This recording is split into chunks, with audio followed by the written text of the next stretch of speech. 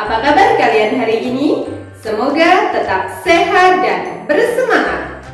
Pada kesempatan ini, Bu Yuni akan mengajak kalian belajar bersama materi kelas 6 sekolah dasar, muatan pelajaran ilmu pengetahuan alam tentang perkembangbiakan generatif pada hewan. Ada apa saja ya? Yuk kita cari tahu bersama. Sebelum masuk ke materi pembelajaran, berikut adalah tujuan pembelajaran kita hari ini. Yang pertama, yaitu menjelaskan macam-macam perkembangbiakan hewan secara generatif. Kemudian, menyebutkan contoh-contoh hewan berdasarkan cara perkembangbiakan generatifnya. Anak-anak, tahukah kalian bahwa salah satu ciri makhluk hidup adalah berkembang biak? Mereka berkembang biak untuk melestarikan jenisnya agar terhindar dari kepunahan.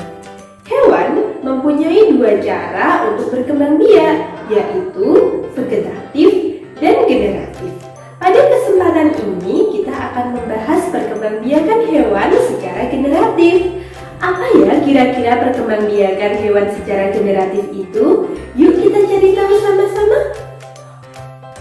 Anak-anak, perkembangbiakan generatif pada hewan terjadi ketika sel telur dari hewan betina bertemu dengan sel sperma dari hewan jantan melalui proses perkawinan. Perkembangbiakan generatif pada hewan terbagi menjadi tiga, yaitu ovipar, vivipar, dan ovovivipar.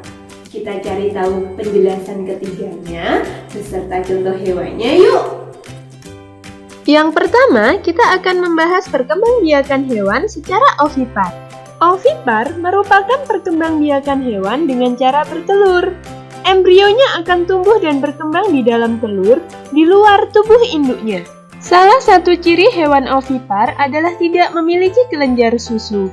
Saat sudah menetas, induknya tidak menyusui anaknya. Contoh hewan yang berkembang biak dengan cara ovipar antara lain ayam, bebek, angsa, penguin, katak, dan sebagian ikan.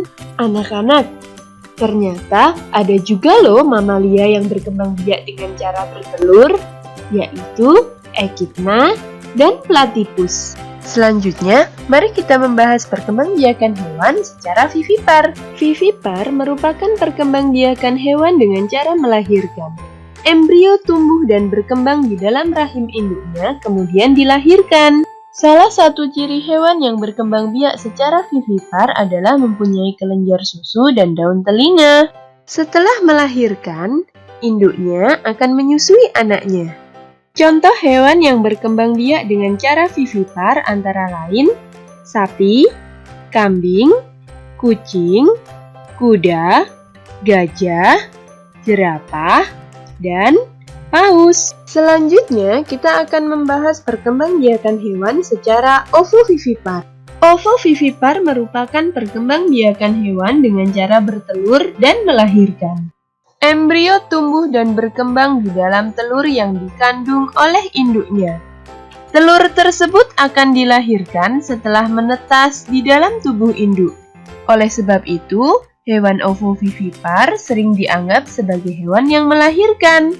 Contoh hewan yang berkembang biak secara ovovivipar antara lain kadal, kuda laut, ikan gupi, ikan pari, dan ikan hiu. Nah, itu tadi adalah penjelasan tentang perkembangbiakan generatif pada hewan. Meskipun hewan-hewan tersebut dapat terus berkembang biak untuk melestarikan jenisnya, namun mereka membutuhkan waktu yang tidak sebentar untuk berkembang biak.